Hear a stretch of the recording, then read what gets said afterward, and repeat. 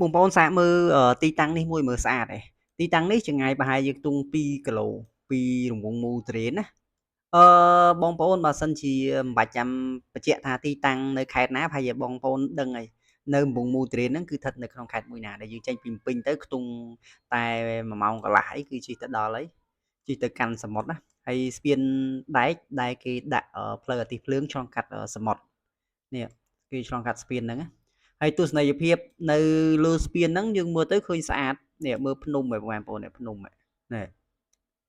អែមមែនតើភ្នំអូខ្ពស់ណាស់ណី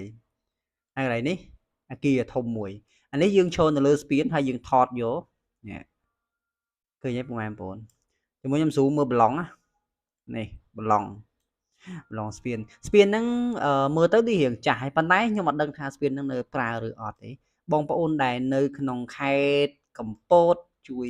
comment ម្នាក់ផងស្ពានហ្នឹងនៅប្រើអត់ហើយមានអាតេះភ្លើងឆ្លងកាត់ធម្មតាឬក៏យ៉ាងម៉េចដែរស្ពានហ្នឹងនេះគឺ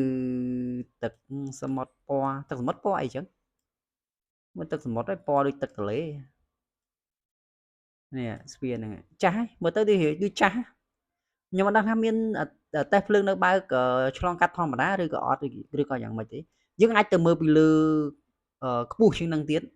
ជាមួយខ្ញុំឡើងទៅខ្ពស់ខ្ទង់នេះខ្ពស់ហ่ะនេះយើងឡើងទៅកាន់តែខ្ពស់នេះយើងមើលមកក្រោមឃើញស្ពានហ្នឹងហើយនេះគឺជាភ្នំបាទភ្នំនៅខាងនេះ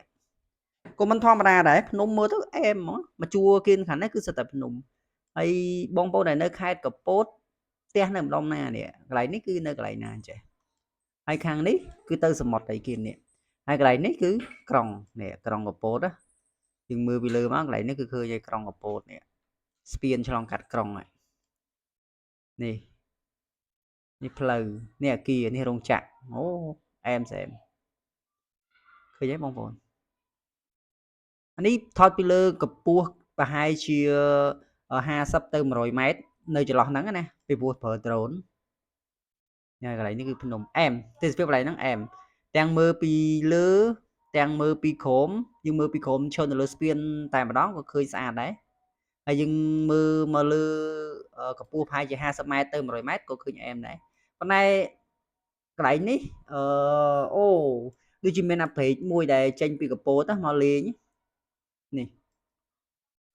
អូខេទេសភាពប៉ុណ្ណឹងស្អាតខ្ញុំឃើញស្អាតខ្ញុំក៏ធ្វើវីដេអូមួយទៅបងប្អូនដឹងជួយប្រាប់ផងថាស្ពានហ្នឹងនៅកន្លែងណាអរគុណបាយបាយ